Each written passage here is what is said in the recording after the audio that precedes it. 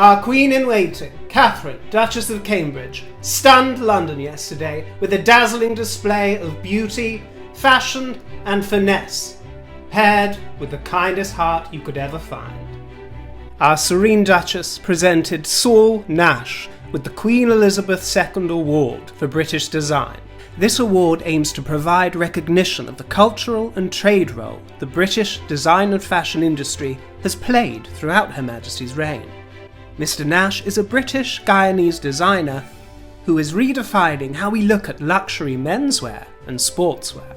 His natty designs were showcased in a blitz of choreography. His wonderful creations are rooted in his Caribbean heritage, mixed in with his London upbringing.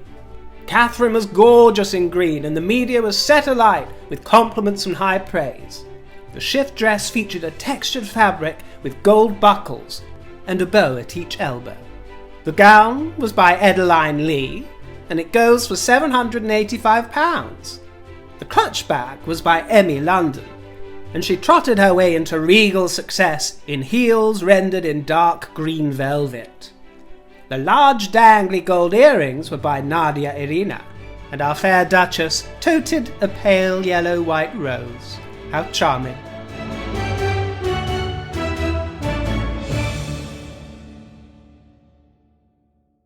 Well, she really was a sight to behold, wasn't she, my fruits? But then again, she always is, isn't she? And I'm actually even getting used to the centre parting. I told you I've never been keen on centre partings, but they're becoming so ubiquitous.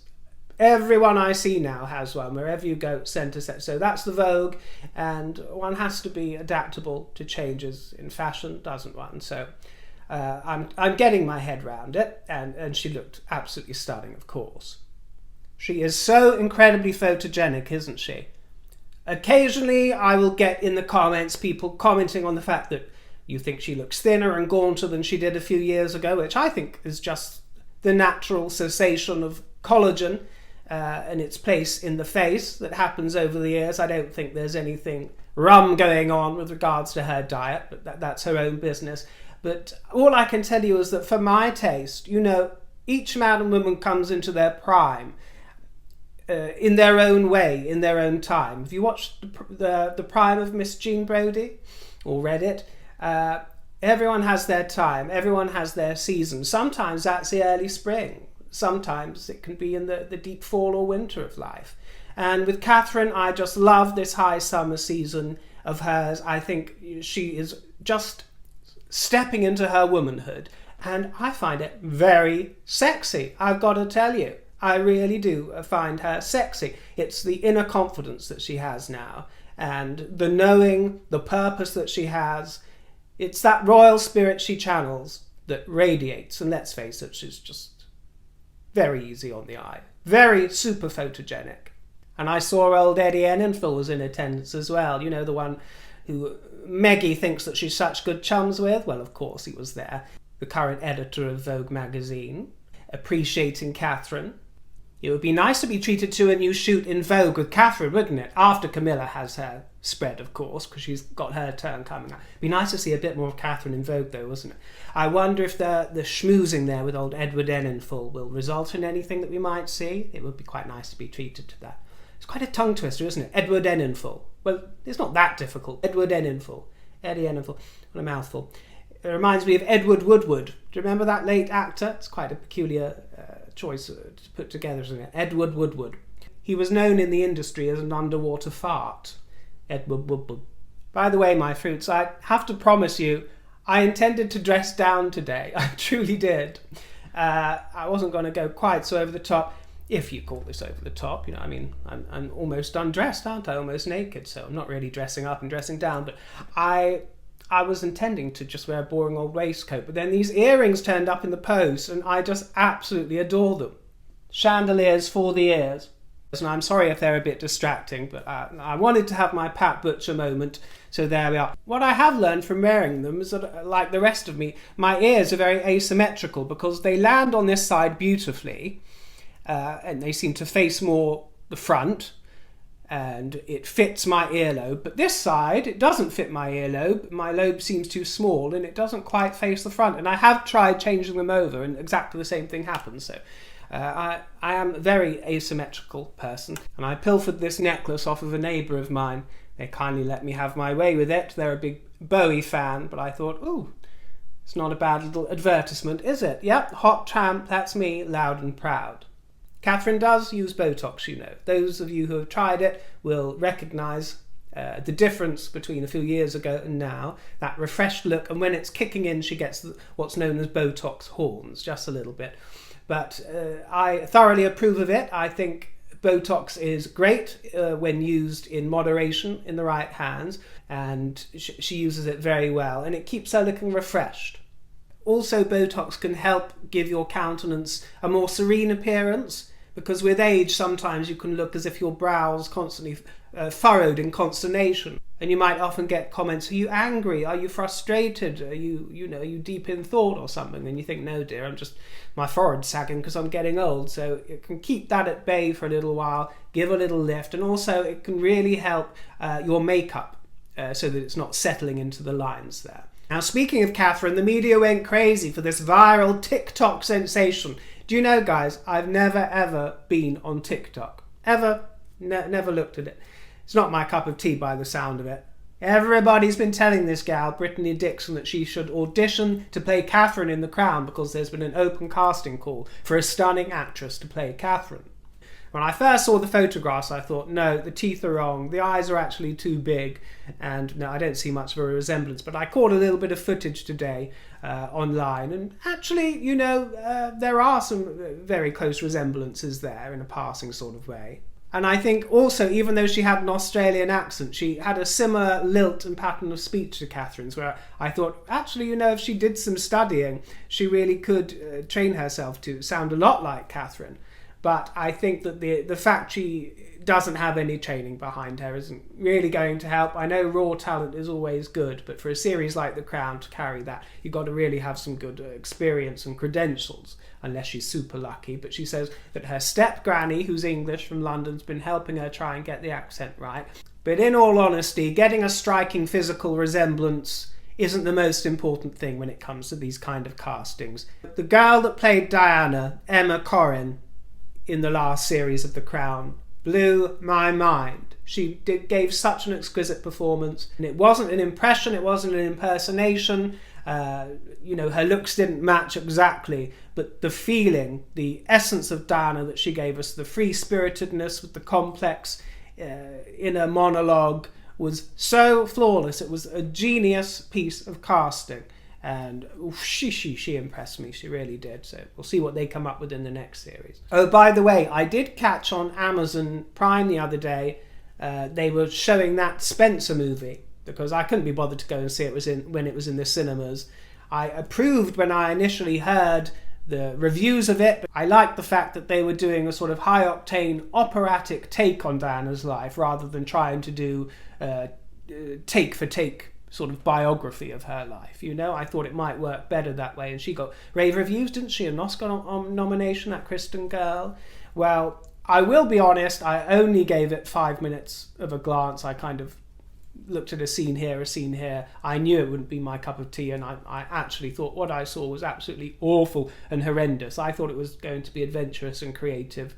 To be fair, I didn't watch it all the way through, so maybe it was. I realise it's an unfair verdict, but I just thought, I'm not wasting my, 3 hours of my life on this. So it was not my cup of tea. And what was she doing with the voice, Kristen Stewart? What was she doing with the voice? I can't remember. She put some weird impediment in it. It was all very breathy. It was just awful. But I would be interested to hear your views and opinions on her likeness. Now, this is interesting, isn't it? The newspapers have caught sight of the fact that Harry has got some goings on which might clash with the Jubilee, which might count him out of all proceedings. And I've really got my fingers crossed for this. His polo schedule has been uncovered. It was first reported on an online magazine, Click Polo, saying that he's going to play in a full 12-goal polo season. This new polo team that's been formed is called Los Padres, which means either the parents, or it apparently refers to a local forest near them. And it's Harry, this famous Nacho polo player, and two 16-year-olds apparently. And I think they won the last match they played in. And apparently it's for charitable purposes they're doing it. So Can't really complain about that. But this tournament he's signed up for, that runs from the 3rd of June to the 19th of June. And our Jujubee weekend over here, our long bank holiday weekend, is from the 2nd to the 5th of June. So it does clash. If he needs to be available for this tournament, then it indicates he won't be able to come over here for the Jubilee, although people are saying he would still be able to quickly fly in and maybe attend Trooping the Colour on the Thursday, which I wouldn't want him at. That sounds too official for an ex-royal.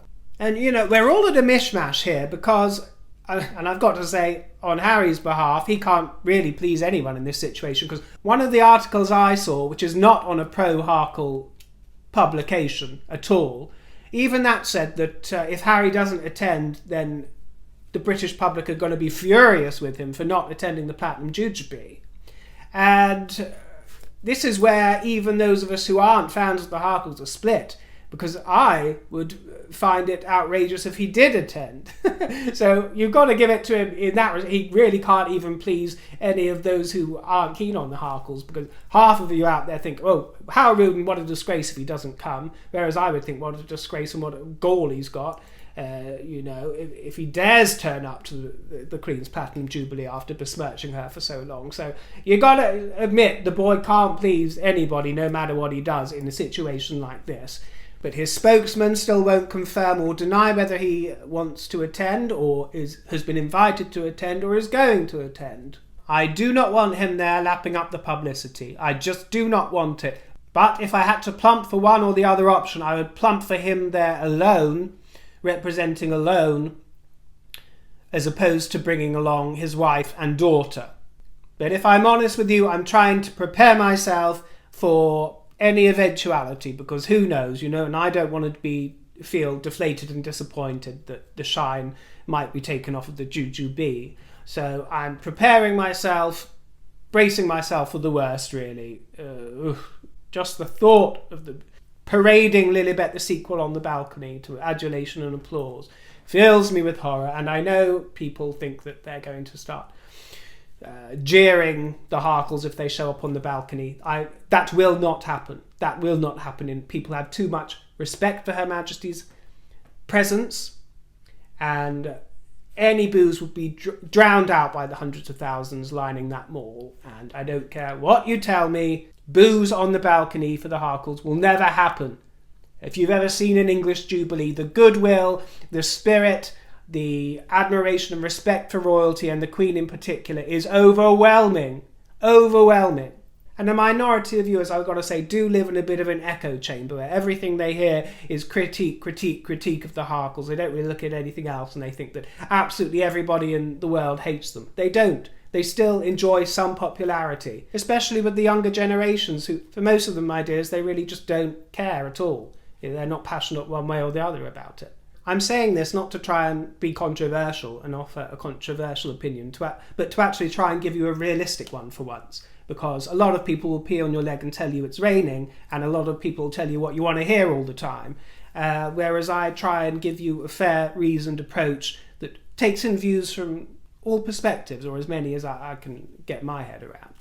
I'm sorry I didn't do any reporting on the Wessex tour of the Caribbean when it was going on. To be honest, I didn't want to keep looking over all the press stories, the nasty ones about reparations and colonialism and protests. There were tiny protests, but some government requests for reparations and everything. I hear now, I think Kenya, 100,000 people in Kenya have petitioned Prince William for another apology. So I couldn't be bothered wading through all that while it was going on, my dears. But now that it is over, I just thought we could go through the lovely photographs of Sophie's looks, because she looked so exquisite on this tour. And also just note how happy and gay everybody is around them, what a jolly time they're all having. And it's all about community and kinship and sharing culture. It's important to counter some of these media narratives that emerge. Most people there seem to rejoice in the visit of the Earl and Countess of Wessex. Before we look at her wardrobe, they're already back to business in the kingdom, in Devon and Cornwall, visiting social initiatives which are supporting their communities. You can see them here at Shallowford Farm. This is for young people from disadvantaged backgrounds who are learning about farming and country life. And at Devon and Cornwall Food Action, they joined volunteers, sorting surplus food so that it could be used to help reduce food poverty in Plymouth, Lostwithiel and Exeter. Isn't it so life-enhancing to be around the little lambkins? Absolutely adorable. But the most important part of the Caribbean tour, of course, was Sophie's wardrobe. And she got blanket praise for this. Blanket praise. She hit just the right note and at all times looked summery and fresh in natural cottons and fibres. There were hundreds of outfits, hundreds of costume changes, I've got to tell you. I can't fit them all into the video, we'll be here all day. But some of the highlights here, look at this lovely china white and blue, I really like that dress. And then she's stunned in this red number, absolutely stunned. Doesn't she look wonderful? And I love the way that they paired it with Edward's red lining there. Can you see in his jacket there, the red lining? Very sexy. This white number with the little splashy spots all over it was charming. And this blue offering with the wedgie heels. She was a fan of the wedgie heels on this holiday. Of course, it's lovely in the sun to wear your wedgies. And she paired it here with this sort of woven hand basket. More wedgies here in the shade of gold with a sage green dress. Shiny happy faces from everybody. Good fellowship all around. So much warmth given and received from our royal representatives. And they really do me very, very proud. You know, I wasn't the hugest fan of Edward's until recently. I didn't think that he interviewed very well, and like a lot of the Windsors, could come off a little offish on camera. But I must admit, over recent months he's grown on me a lot, and actually I find myself being very charmed by the man, very charmed. And a lot of that's because Sophie brings that out in him, but I think they're a very sexy couple. I think they're gorgeous. Edward looks a lot like the Queen, doesn't he? I think he probably looks like the Queen more than any of the other children. Except, well, Anne's really beginning to look a lot like the Queen now, isn't she? But I really see a lot of the mouth area looks a bit like... I suppose they all have different flashes of different parts of the Queen and Prince Philip, but I'm seeing a lot of her in him lately. And I love his wardrobe, and he seems lovely. He seems rather sexy, I've got to tell you. He seems fun and kind and quick to laugh. I feel he's loosening up a bit on camera because that can be hard to do. It's not easy to always relate every personality through the camera. I think it's especially hard if you're a royal and you need to learn to reserve, keep something held back but still give of yourself. It's not an easy thing to do, especially if you didn't choose that life and go into media because you wanted attention like others we know. They were born to it with no choice in the matter, my dear. So whether it's in their nature or personality to want to be seen by the millions, they got to get on and do it. And Sophie is a wife like Catherine who has done nothing but support her husband and help them come to terms with their royal role and embrace it in a way that maybe they were a little more reluctant to do in the past. A few of you fruities have told me in the comments before when we've mentioned Edward that some of you have got a little crush on him. And some of you mentioned that he was a bit of a stud in his younger years, in his 20s and coming up to 30s. And so I did a bit of Googling today. And yes, there are quite a few websites that are dedicated to the charms of Edward when he was in the spring season. For my taste, I prefer him now when he's a bit more seasoned. But he certainly got a lot of praise for looking very cool when he was young, had a sort of cool air about him, which I hadn't really ever been that aware about before. When I say cool, I'm not talking about urbane and streetwise, my dear. Obviously, this is Prince Edward we're talking about. I'm talking about in a sort of upper-class, high society kind of way. Well-dressed, well-groomed, smart, and also rather cherubic features he had when he was young. Many of those children inherited the Queen's absolutely exquisite complexion, and he seems to be no exception. And this one's just for the ladies. Shut that door. Come closer, ladies, come closer.